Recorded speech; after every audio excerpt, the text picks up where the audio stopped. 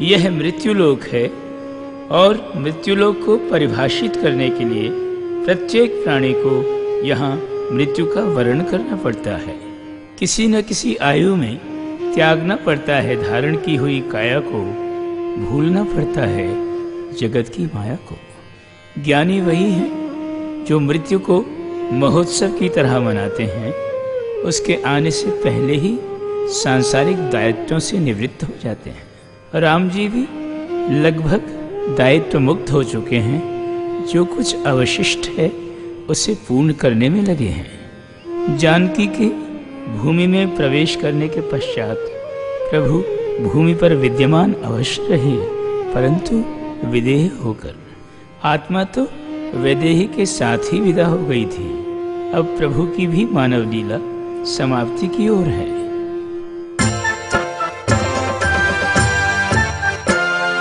काल राम से दीर्घ काल तक आंखें रहा चुराए, इसी प्रतीक्षा में कि नाथ को ध्यान कब उसका आए। एक दिवस वह काल नियंता राम का इंगित पाकर, राम के द्वारे साधु वेश में हुआ उपस्थित आकर। काल ने लक्ष्मण जी से निवेदन किया, मैं अति बल का दूत हूँ, सुनिए लक्ष्मण आर्य, महाराज श्री राम से मुझे व्यक्तिगत कार्य।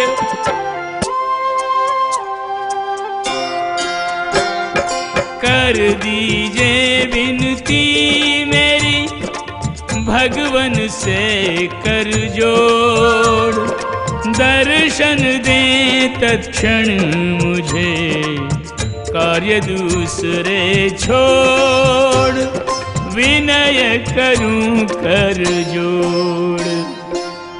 लक्ष्मण जी ने अविलंब राम जी से कहा, सुनिए रघुकुल चंद, द्वार खड़े एक ऋषि प्रवर, कोटिक रवि शशि मंद, सन्मुख उनकी कांति के। सर्वज्ञ राम जान गए कि उनका संदेशा काल तक पहुंच गया है। सुनो लखन प्रिय प्राण, सादर ले आओ उन्हें, निश्चित है कल्याण, ऋषिवर के साक्षात से।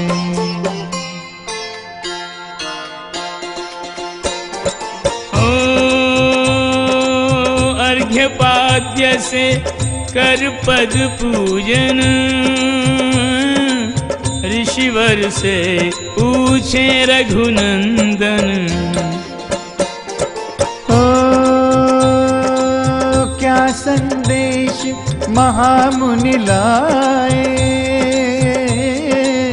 करके कृपा सुनाया जाए। ओ जगत पिता ब्रह्मा की वाणी, आपको सुननी मुझे सुनानी। ऋषि ने इस व्यक्तिगत साक्षात को गोपनीय रखने के लिए राम जी से कुछ ऐसी मांग की, जो गुप्त वार्ता हम में हो, उसे और न कोई श्रवण करे, यदि श्रवण करे या देख भी ले तो प्राप्त आपसे मरण करे। स्वीकार हमें है महामुने, हम श्रवण करें और आप कहें राम की ओर से, निर्भय निस्संदेह और निश्चिंत रहें।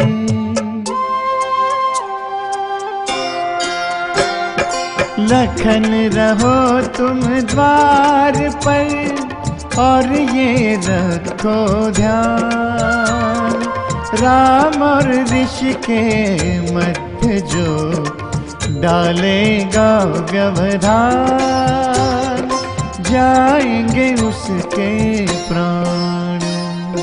राम जी को काल ने काल से पूर्व काल की कथा स्मरण कराते हुए कहा, प्रभु प्रलय काल पश्चात आप निद्रा निमग्न थे सागर में। संभवतः सुंदर सुखद सृष्टि का स्वप्न संजोए अंतर में। मैं काल आपने सर्वप्रथम तब मुझको ही प्रगटाया था, पिंजरों से पंछी ले जाने का दूत मुझे ठहराया था। हे जगपालक जग सृष्टा ने यह संदेशा भिजवाया है, पृथ्वी पे आपके रहने का अब समय पूर्ण हो आया है। यदि और अधिक रहना चाहें तो स्वेच्छा से रह सकते हैं, पर परम धाम में रमा सहित सब पंथ आपका तकते हैं।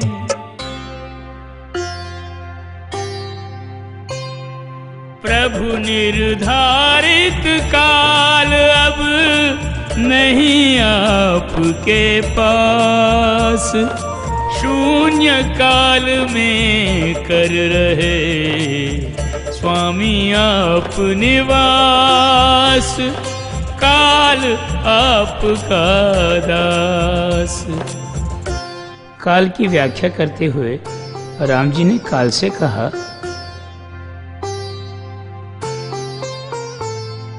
हमको विदित पल छिन्न दिन माह वर्ष, सुनो प्रिय काल ये तो अंग तुम्हारे हैं। विधि के लिखे अनुसार तुमने ये अंग कहीं पे घटाए और कहीं विस्तारे हैं। किन्हीं का जीवन हुआ गर्भ में समाप्त, कई लेते ही जन्म पर लोक सिधारे हैं। काल जयी कोई भी त्रिकाल में नहीं है, कहीं सत्य तो ये है कि हम तुम ही से हारे हैं।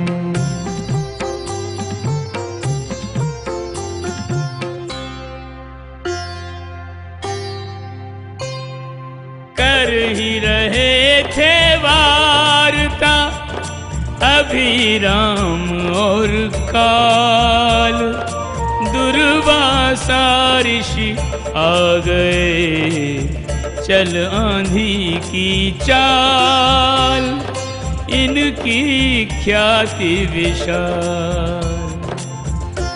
इस समय दुर्वासा का आना किसी दुर्योग के आगमन से कम नहीं। ऋषि दुर्वासा ऋषि अत्रि के आत्मज, सिद्धियों के स्वामी हैं तपोबलधारी हैं। पुण्यों से किए हैं कई वरदान प्राप्त, पर अभिशापों के अक्षय भंडारी हैं। लखन से बोले के संदेशा दो ये राम जी को, समय है कम और काम बड़े भारी हैं। करके नमन बोले लखन के गोपनीय, मंत्रणा में व्यस्त अभी अवध बिहारी हैं।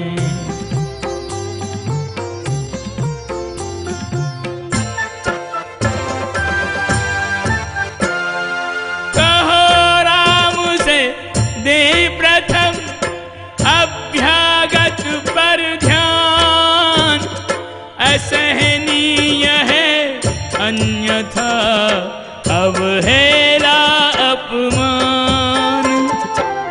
लखन धर्म संकट में है, राम की आज्ञा कैसे पाले, ऋषि की अवज्ञा से कैसे बचे। रामानुज लखन उपस्थित है, सेवा कह अनुग्रहित करें। यदि भगवन से ही प्रयोजन है तो घड़ी दो घड़ी धैर्य धरें। धर धैर्य प्रतीक्षा करें द्वार पर, हम किसी याचक के जैसे। हम ऋषि हैं कोई प्रजा नहीं, तुमने ऐसा सोचा कैसे।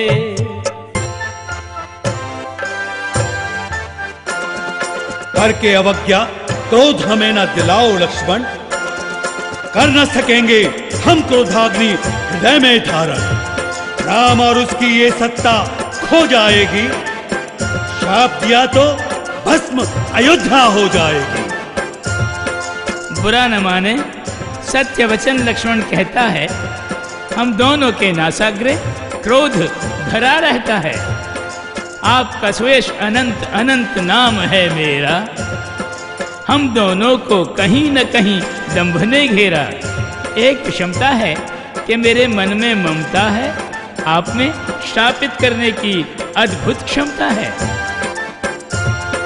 परशुराम का स्मरण मुझे तू दिला रहा है, मूढ़क राजकण को पर्वत से मिला रहा है। भूखे सिंह के जैसे मेरी अभी अवस्था, बुला राम को तुरंत करे कुछ मेरी व्यवस्था।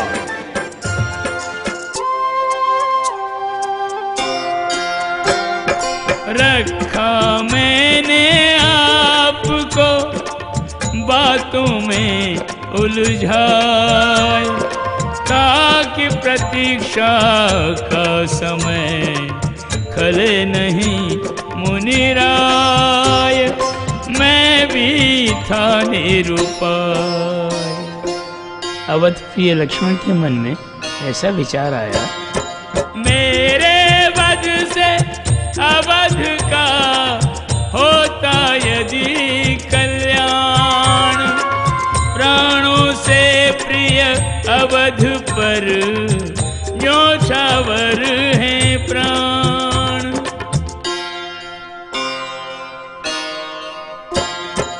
दुर्वासा के क्रोध से परिचित लखन कुमार, चले राम की ओर फिर अवध की ओर निहार। वार्ता में व्यवधान की व्यवस्था प्रकट करते हुए बोले, ओ विघ्न जो आकर मैंने डाला, दुविधाग्रस्त था मैं प्रतिपाला। द्वार खड़े दुर्वासा मुनिवर, तत्क्षण दर्शन का हठ लेकर। ओ यदि न आपके सन्मुख आता, देते श्राप अवध जल जाता। दुर्वासा को दर्शन दीजिए, अवधपुरी की रक्षा कीजिए। ओ द्वारे खड़े जान मुनिराई, काल को दी रघुवर ने विदाई। सीखे कोई राम से ऋषि मुनि का सत्कार, तज प्रभुत्व ऋषि वरण को खड़े महल के द्वार। करके प्रणाम प्रभु ने पूछी कुशलाई, मुनि दर्शन मात्र से भूल गए चतुराई। क्रोधाग्नि पे जैसे पड़ गया शीतल पानी, मृदु वचन राम के सुन बोले मुनि ध्यानी।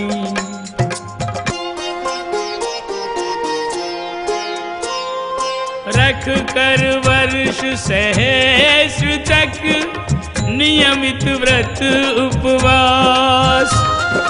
आज उपस्थित हम हुए फलदाता के पास।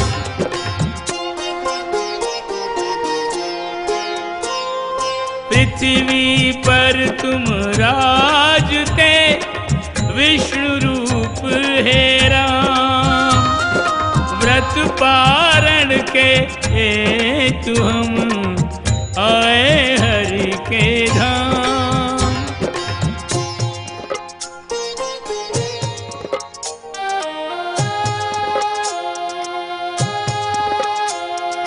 साधु कक्ष में देकर आसन रघुवर भोज करें परिवेशन। ऋषिवर रुचि रुचि भोग लगाए रघुवर भोजन देते जाए। अमृत रस चख हस्त कमल से भाव विभोर सुमुनि विभल से।